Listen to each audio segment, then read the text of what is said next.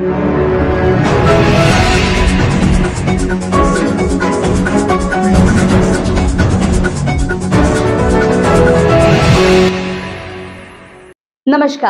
News superfast में आपका स्वागत है।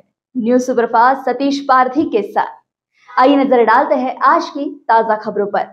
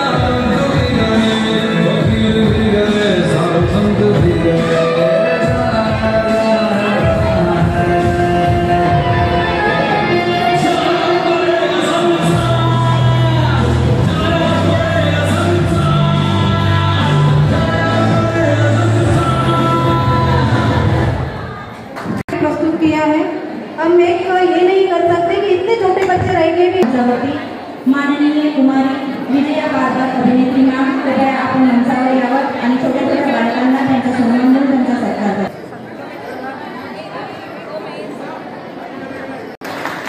सन्मानधन तर आजच्या या कार्यक्रमात माननीय डॉक्टर दिशा के भजई मॅम विराजित झालेल्या आहेत। आपण सर्वांनी जोरदार टाळ्या वाजवून मान्यवरांचा द्या। कुमारी चंद्रलेखा पुरस्कृत माननीय श्री विजय बाहेकर सर सुद्धा मंचावर विराजित झाले आहेत। आपण सर्वांनी जोरदार टाळ्या वाजवून त्यांचं सुद्धा माननीय श्रीमती मीनाक्षी कंसोल सहाय्यक राज्यकर आयुक्त गोंदिया यांना कार्यक्रमाला प्रमुख अतिथी म्हणून टाकलेल्या माननीय विद्यार्थी प्रदर्शनाला यावे। याचप्रमाणे चंद्रनाला भवी प्रकाशाची वाट दिव्यामध्ये जळते छोटीशी वाट, तरीही तिला नाही मानाचे स्थान हे आपण आजही जाणतो। मित्र हो, आपण सर्व जाणतो संस्कृती आहे आपली प्रकाशाची, चिरकाल टिकून राहो प्रकाश चंद्रा समजून घेतो। स्वतःच्याही आव्हान स्वीकार करण्यासाठी तो मागे पुढे बघत नाही। मग तो मार्ग सोयीस्कर करण्यासाठी व्यसनाधीनता असो किंवा एकच संकल्प आहे की भारत हा व्यसनमुक्त घडावा आणि प्रत्येक नागरिक यात सहभागी व्हावा। तर मनुष्याची श्रेष्ठता ही त्याच्या कर्तबगारीने ठरते। आम्ही सर्व मान्यवरांचं पुन्हा एकदा स्वागत करतो। स्वतःसाठी जरी काही करता आलं नाही तरी इतरांसाठी जगून बघा मंचावर पाचारण करते। त्यांनी कृपया मंचावर येऊन आपलं स्थान ग्रहण करावं।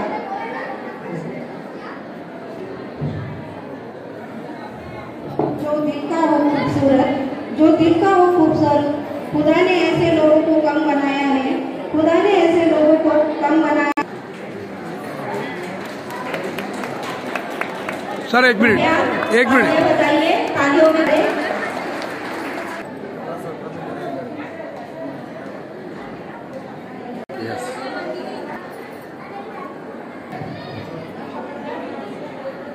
विनंती करते कि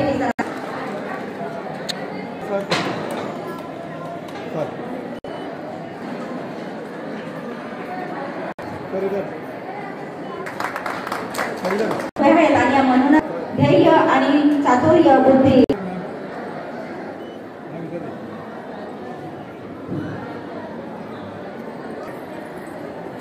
मित्रांनो, आपल्या विभागातील एक गुणी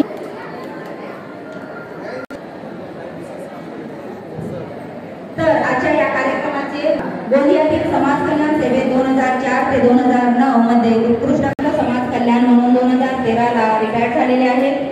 गोंदियातील कार्यकाळात त्यांनी 26 जूनच्या भव्य दिव्य कार्यक्रमात व्यसनमुक्त समाज घडवण्यामध्ये मनाने त्यांचे स्वागत आणि सत्कार करते।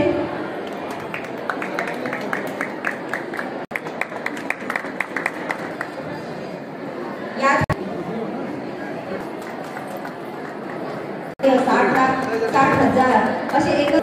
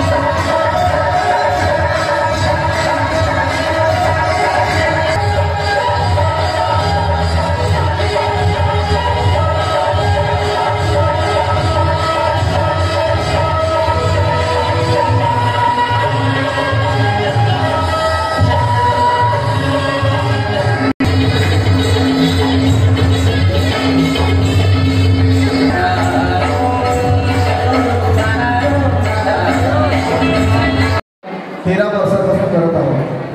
हा 13वा वर्ष आहे.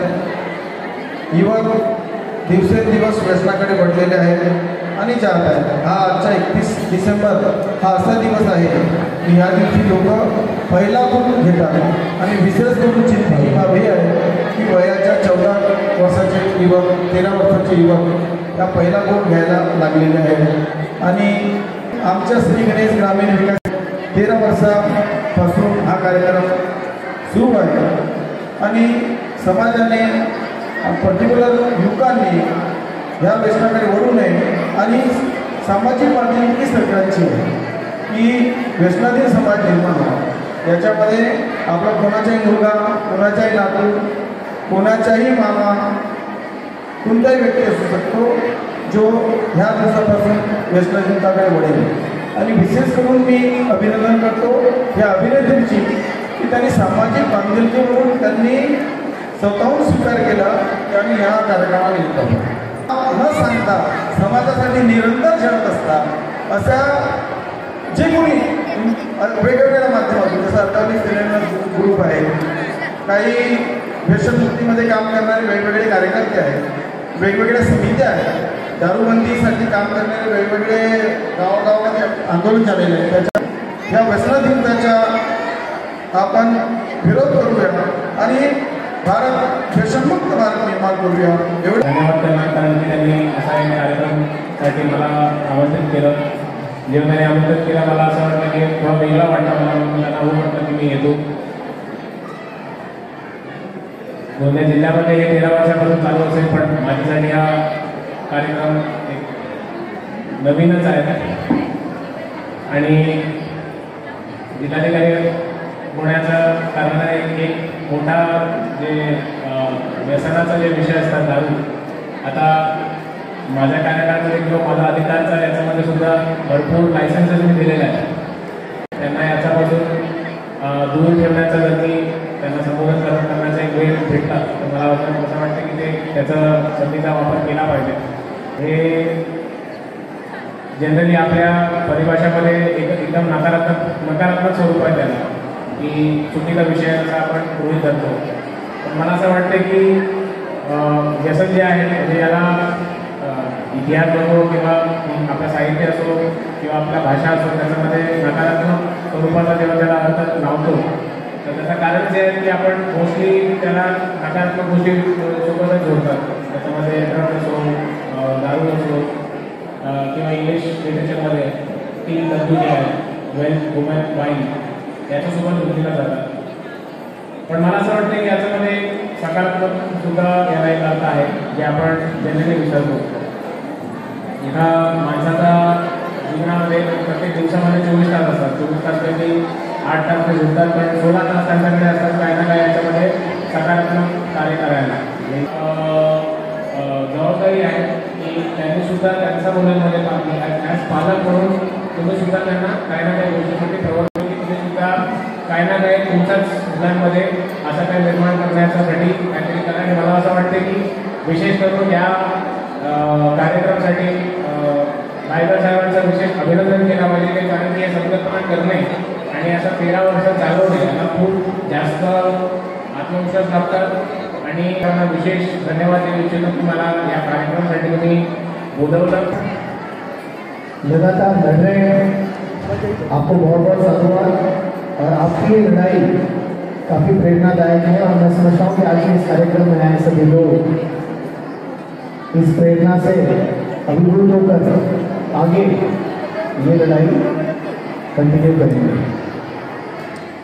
नशा मुक्त भारत हो ये संकल्पना काफ़ी बड़ी है. जब हम जैसे साहब ने बताया जो खराब नशा है, चाहे शराब का हो चाहे ड्रग्स का हो, जब हम इस नशे से मुक्त गांव की नशे से होगी तो नशा घटेगा नहीं. तो डिमांड साइड पे काम करने वाले ऐसे संगठन, ऐसे लोग की हर जगह काफ़ी आवश्यकता है ताकि ये लड़ाई ऐसी बदसूर जारी रहे. होंगे वहाँ पे अच्छा कार्य अच्छी सुगमता से आगे बढ़ेगा. ऐसे ही ताजा खबरों को सबसे पहले जानने के लिए हमारे चैनल न्यूज सुपरफास्ट को फॉलो करें, लाइक करें और सब्सक्राइब करना ना भूलें। न्यूज सुपरफास्ट आपको रखे आगे।